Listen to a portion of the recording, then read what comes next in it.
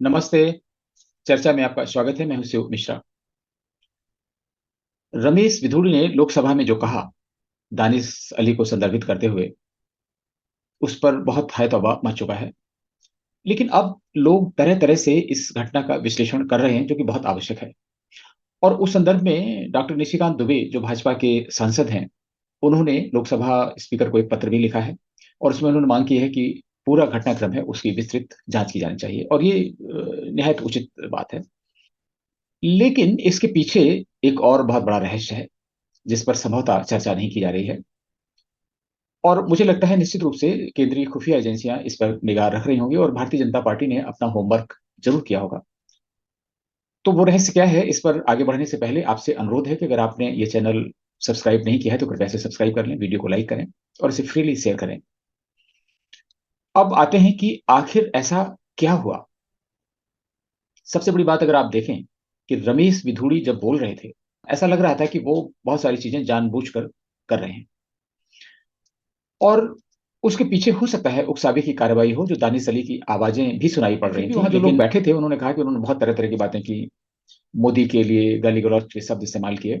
और उनका जो खुद का भाषण है दानिश अली का, उसमें बहुत सारी ऑब्जेक्शनेबल चीजें हैं, और उन्होंने एक तरीके से भाजपा और मोदी सरकार की पूरे भाषण में इस ढंग से खिंचाई की, कांग्रेस की तारीफ की। तो यहां से कहानी शुरू होती है।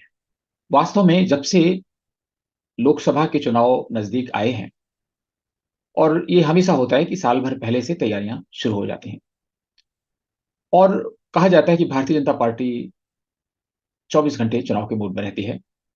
तो राहुल गांधी ने एक उनसे शिक्षा ले ली है कि वो भी हमेशा सोते जागते चुनाव के मूड में रहते हैं। और राहुल गांधी ने इस समय जो यात्राएं की, अमेरिका की, यूरोप की, और जो भारत जोड़ो यात्रा की, उन सब का मकसद भी चुनाव था। लेकिन इन सब पर एक निगाह डालते हैं। दानिश अली के बारे में सभी को मालूम है कि वो एक ऐसे साफ सुथरे राजनीतिक नहीं है जिनके बारे में बहुत अफसोस किया जाए। संक्षिप्त में जो दानिश अली हैं, उन्होंने अपना राजनीतिक जीवन जेडीएस से शुरू किया, जनता दल सेकुलर, यानी देवगौड़ा की पार्टी से। और वो चूंकि दिल्ली के नजदीक हैं, हापुड़ के रहने वाले हैं, और जेडीएस को दिल्ली में टीवी चैनलों पर डिबेट में हिस्सा लेने के लिए और अपना प्रचार प्रसार करने के लिए एक ऐसा चेहरा चाहिए था, जो इंग्लिश जानता हो, हिंदी भी जानता हो, बोलता हो, भारतीय जनता पार्टी की बुराई कर सके, कांग्रेस की बुराई कर सके, जहां कहीं जरूरत हो बोल सके तेजी से। और अगर वो अल्पसंख्यक हो, दलित हो, तो सोने में सुहागा। इस तरीके से इनका चुनाव हुआ था जेडीएस के लिए, और जेडीएस ने और अपने यहाँ पार्टी पदाधिकारी भी बनाया। बीच में लोकसभा के चुनाव आए तो मायावती के खेमे में पहुंच गए, क्योंकि ऐसे लोग शिकारी टाइप के लोग होते हैं, तो जहां कहीं स्वार्थ होगा, जहां कहीं भी फायदा मिलता नजर आएगा, वहां पहुंच जाएंगे। तो दानिश अली ने जो किया, वो कोई बहुत बड़ी ऐसी चीज नहीं है, राजनीति में ऐसा चल रहा है। लेकिन बहुजन समाज पार्टी के कोटे से जब ये लोकसभा में पहुंचे, तो इनके कद में इजाफा हुआ। और इन्होंने जो सोचा कि इनकी जो पृष्ठभूमि थी, ये हमेशा भाजपा नरेंद्र मोदी का विरोध करते आए थे। और टीवी डिबेट में जिन लोगों ने देखा होगा, मैं उसमें बहुत डिटेल में नहीं जा रहा हूँ, टाइम्स नाउ पर, रिपब्लिक पर, जहां कहीं भी ये जाते थे, इन्होंने इस तरह की बातें की हैं, वो शायद एक किसी सामान्य व्यक्ति से अपेक्षा नहीं की जा सकती। लेकिन भारत में मुस्लिमों को, अल्पसंख्यकों को एक विशेष दर्जा मिला हुआ, तो कुछ भी कह के निकल जाते हैं। और अगर हिंदुओं में कोई कहता है तो उसका हाल नूपुर जैसा हो सकता है। तो दानिश अली भी उसी प्रकृति के व्यक्ति हैं, जो कुछ से कुछ करा सकते हैं।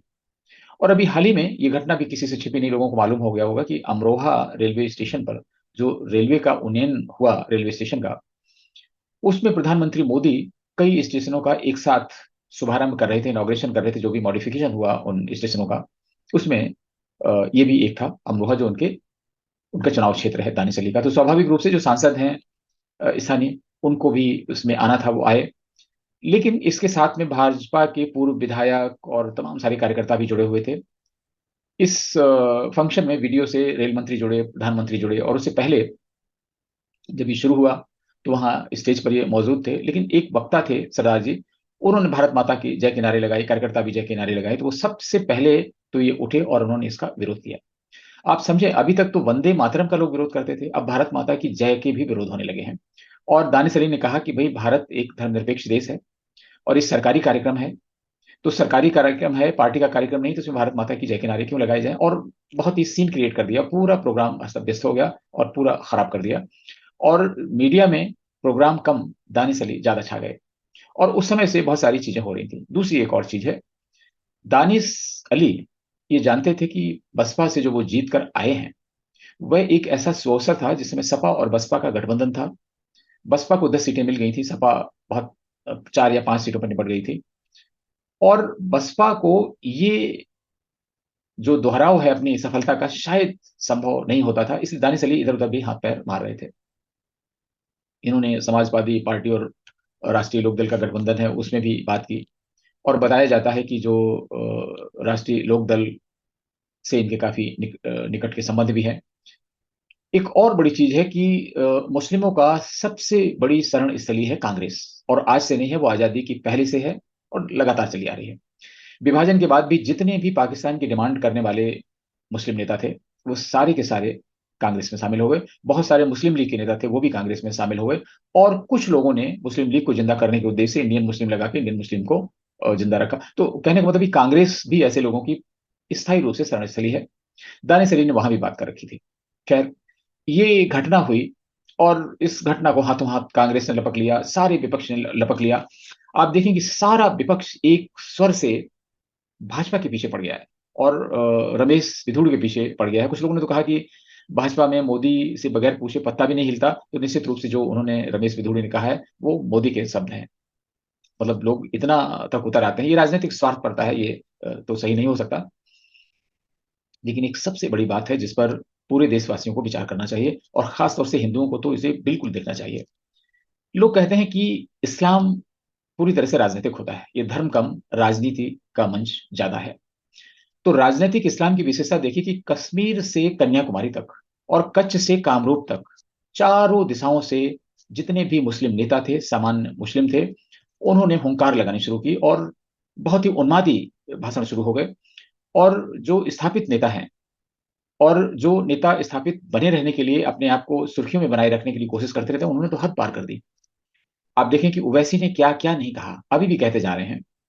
और इसमें उमर अब्दुल्ला से लेके पीडीएफ की महबूबा मुफ्ती ने भी खूब हाथ साफ किए। सारे नेता कांग्रेस के हैं वो भी आ गए, और राहुल गांधी ने तो गले लगाया, वहां मिले। और बातें कुछ हो गई होंगी क्योंकि दानिश अली भी बहाना ढूंढ रहे थे, वो रोए, आंसू बहाए, सब कुछ कहा कि अरे ये है वो है। आपने देखा कि दानिश अली जिस ढंग से रोए और पूरा ड्रामा कैमरे के सामने किया, वो तो प्रायोजित हो सकता है। रमेश विधुड़ का भाषण प्रायोजित हो न हो, उनकी गालियां प्रायोजित हो न हो, लेकिन दानिश अली के आंसू निश्चित रूप से प्रायोजित हैं। अब आते हैं कि क्यों प्रायोजित हैं और इनका क्या उद्देश्य है। राहुल गांधी क्यों खटाक से उठे और चले गए, तमाम नेता आज भी पहुंचे, सारे नेता क्यों गोलमंद हो गए, इसमें कोई रहस्य नहीं, क्योंकि सारे नेता भारत में मुस्लिम वोटों के लिए ललायित रहते हैं। आजकल तो तथाकथित हिंदूवादी बीजेपी है, वो भी पीछे पड़ी हुई है, पसमानदा और वहाबी और सूफी सम्मेलन करके, कि शायद उनको कुछ वोट मिलेंगे। तो इसलिए इसमें कुछ भी आश्चर्यजनक नहीं, सारी क्षेत्रीय दल जितने भी हैं जो घोषित रूप से मुस्लिम परस्त दल हैं, समाजवादी पार्टी है, आरजेडी है, जेडीयू है, बीआरएस है, इन सभी ने निंदा की। और तमिलनाडु में तो आप जानते हैं सनातन के पीछे पड़े हुए हैं, वो भी एक है, तो वहां से भी बहुत सारी चीजें आई। अब इसकी कड़ियां जुड़ती हैं चुनाव से। आपने देखा होगा कि राहुल गांधी 2 बार गए, अमेरिका और यूरोप में गए। उनकी जो मीटिंग है वो किसने प्रायोजित की, वो सारे के सारे मुस्लिम संगठन हैं। आईएसआई प्रायोजित संगठन है, पाकिस्तान समर्थित संगठन है। और उसमें ऐसे संगठन भी शामिल हैं जिनको अरब देशों से बड़ी मात्रा में पैसा मिलता है। और उसमें और तो और अफगानिस्तान के लोग भी शामिल हैं।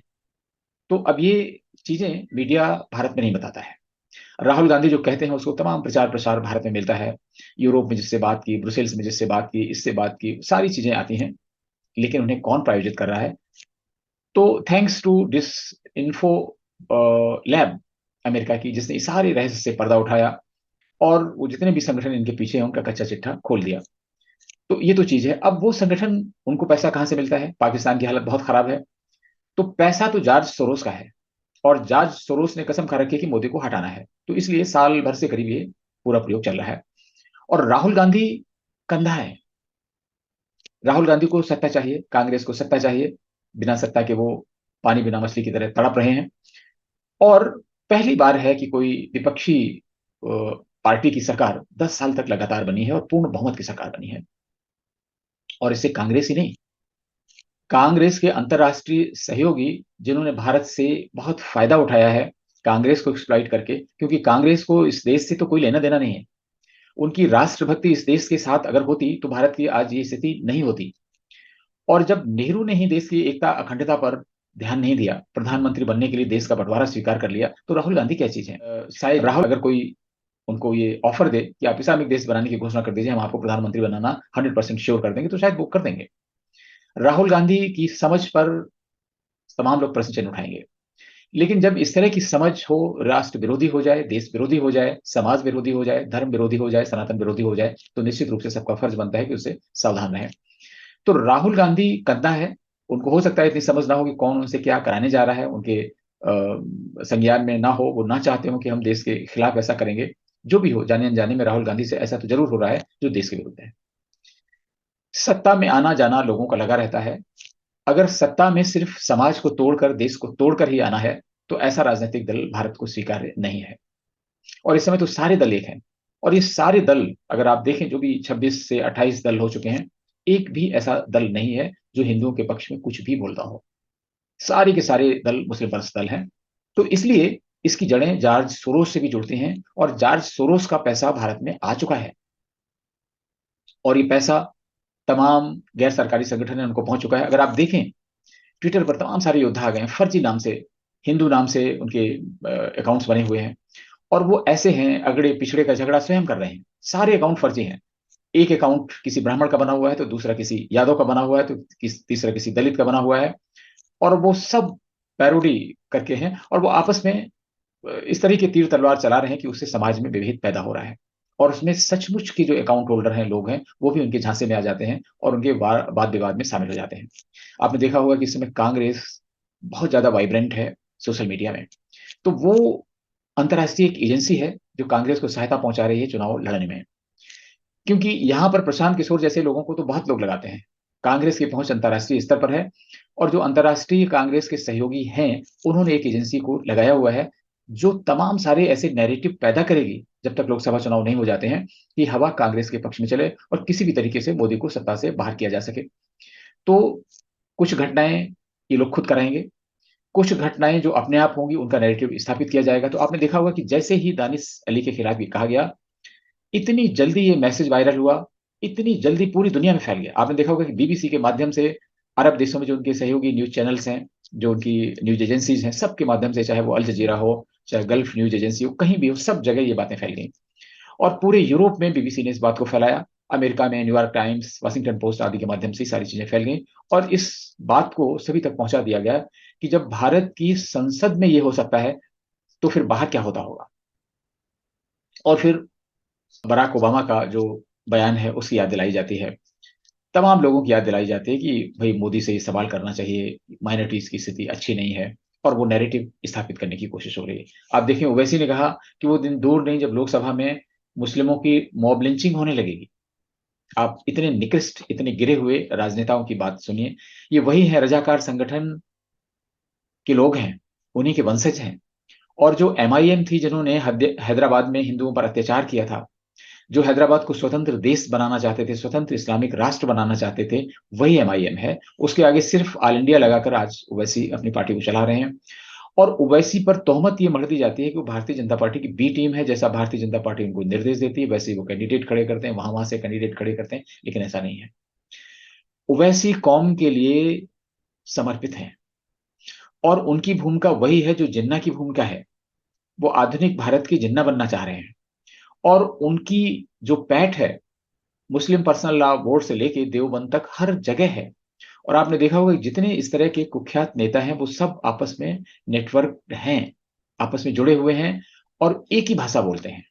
तो इसलिए वो भाजपा की बी टीम है, ये नहीं है, वो एक अलग चीज है। लेकिन निश्चित रूप से वो देश विरोधी बातें कर रहे हैं। और जो गजवाए हिंद है, उसको पुश कर रहे हैं। ये सारी जो चीजें हैं अंतर्राष्ट्रीय स्तर से, वो इसको पुश कर रही हैं। अब इसका साइड इफेक्ट के रूप में फायदा कांग्रेस को होता है, सपा को होता है, बसपा को होता है, इंडिया गठबंधन को होता है, किसको होता है वो एक अलग चीज है। लेकिन निश्चित रूप से जो कुछ भी हो रहा है, ये भारत विरोधी है, सनातन विरोधी है और हिंदू विरोधी है। इसलिए इस तरह की घटनाएं कई बार टेस्ट करने के लिए करते हैं। जैसे पत्थरबाजी की घटनाएं होती हैं, ये हमेशा लोग अपनी तैयारी देखते हैं कि हम पत्थरबाजी करके कैसे नैरेटिव स्थापित कर सकते हैं। कैसे इन चीजों को रोक सकते हैं, कैसे लोगों में दहशत पैदा कर सकते हैं, डर पैदा कर सकते हैं, ये सारी चीजें पहले से तय की जाती हैं। उनका परिणाम भी तय किया जाता है कि कहाँ तक पहुंच के पीछे हट जाना है, कहाँ तक पहुंच के रुक जाना है। और ये आज से नहीं हो रहा है, ये उस समय शुरू हुई थी कवायद जब खलीफत आंदोलन भारत में शुरू किया गया था। उस समय से सख्त परीक्षण का काम चलता रहता है, अपनी तैयारी करते हैं और बीच में पत्थरबाजी से किसी भी तरीके से दंगे फसाद करके अपनी शक्ति का परीक्षण करते हैं। ठीक उसी तरह से जैसे कोई भी देश अपना परमाणु परीक्षण करता है, देखता है कि हम कहाँ खड़े हुए हैं, ये उसी तरह का शक्ति परीक्षण है। और ये नैरेटिव का शक्ति परीक्षण था जो बिल्कुल सही बैठ गया। आप देखें पूरी घटनाएं, मणिपुर का नैरेटिव, और इसके बाद में नूह का नैरेटिव, इसके पहले मध्य प्रदेश, राजस्थान, गुजरात, पता नहीं बहुत सारी ऐसी घटनाएं हुई और वो सब टेस्ट केस थे। और ये इनका जो वॉल्यूम है, वो बढ़ता चला जा रहा है और लोकसभा चुनाव तक ये बढ़ता जा रहा है। कुछ घटनाएं वो खुद करेंगे, कुछ घटनाएं जो अनायास होंगी उनको बढ़ाया जाएगा। इसलिए सभी को सावधान रहने की जरूरत है और भारत सरकार को तो बेहद सावधान रहने की जरूरत है। मैंने अपने कई आर्टिकल्स में जो पेपर में छपे हैं उनमें लिखा है, एक आध वीडियो में भी ये बात कही है कि ये जो नैरेटिव स्थापित किए जा रहे हैं, इसमें अंतर्राष्ट्रीय वामपंथ इस्लामिक गठजोड़ और जार्ज सोरोस, इन सब का संगठन पूरी तन्मयता से काम कर रहा है और पैसे अनाप शनाप आने वाले हैं, कुछ तो आ चुके हैं। और वैसे नेताओं की अ, जो भाषा है और वाणी चेंज हो रही है। आपने देखा होगा उत्तर प्रदेश में स्वामी प्रसाद मौर्य लगे हुए हैं, बिहार में शिक्षा मंत्री हैं वो भी लगे हुए हैं, कैसे सनातन धर्म के विरोध में हैं। और तमिलनाडु में तो सत्ताधारी पार्टी, वहां के मुख्यमंत्री भी उसमें शामिल हैं, उनका बेटा कुछ बोल रहा है और मुख्यमंत्री उसको जस्टिफाई कर रहे हैं, उनकी पार्टी के कई नेता भी उसमें शामिल हो जा रहे हैं। कुल मिला के अगर आप देखें तो ये माहौल किस तरह का है, ये अंतर्राष्ट्रीय जो गठजोड़ है भारत विरोधी, उसके इशारे पर सारे लोग चल रहे हैं। और मुझे नहीं समझ में आ रहा है कि भारतीय खुफिया एजेंसियों को ये बात क्यों नहीं पता चलती है और इस नैरेटिव को तोड़ने के लिए, इन संगठनों के खिलाफ कोई कार्रवाई करने के लिए भारत सरकार कोई सख्त कदम क्यों नहीं उठाती है। और मोदी सरकार को सोचना चाहिए कहीं ऐसा ना हो कि बहुत देर हो जाए और मोदी को वाकई सत्ता छोड़नी पड़ जाए। वो नैरेटिव ये भी स्थापित किया जाएगा कि मोदी मोदी की रेटिंग बहुत आगे चल रही है और ये है, राहुल गांधी की इतनी चल रही है, तमाम सारी ऐसे किए जाएंगे, पोल प्रोडिक्शंस किए जाएंगे। इनसे सावधान रहने की जरूरत है और हमें ग्राउंड रियलिटीज को पहचाना होगा कि वाकई स्थिति क्या है, कहाँ जा रही है और 2024 का चुनाव परिणाम क्या हो सकता है। हमें ये चीज याद रखनी है कि 2024 के चुनाव में अगर भारतीय जनता पार्टी सत्ता में नहीं आती है, इस देश का बहुत बड़ा अनिष्ट होगा, सनातन समाज का, हिंदुओं का बहुत बड़ा अनिष्ट होगा। ऐसा नहीं है कि भाजपा हिंदुओं के लिए बहुत कुछ कर रही है या करने जा रही है या करेगी। कम से कम जो गजवाए हिंद की गाड़ी है वो धीमे धीमे बढ़ रही है। अगर कांग्रेस आ गई या कोई और पार्टी आ गई तो ये इस कौम से ओब्लाइज फील करेंगे और ये गजवाए हिंद की गाड़ी सरपट दौड़ेगी। और इसके बाद भारत की उम्र कितनी बचेगी, कब तक इस्लामिक राष्ट्र बनेगा, कहीं ऐसा ना हो कि 2047 तक, जब तक कि विकसित राष्ट्र बनने जा रहा है, उसके पहले ये इस्लामिक राष्ट्र बन जाए। तो सावधान रहिए, सोचिए, विचारिए और उस हिसाब से काम करिए। नमस्कार। फिर किसी ज्वलंत मुद्दे पर आपसे बात होगी, तब तक के लिए आज्ञा दीजिए।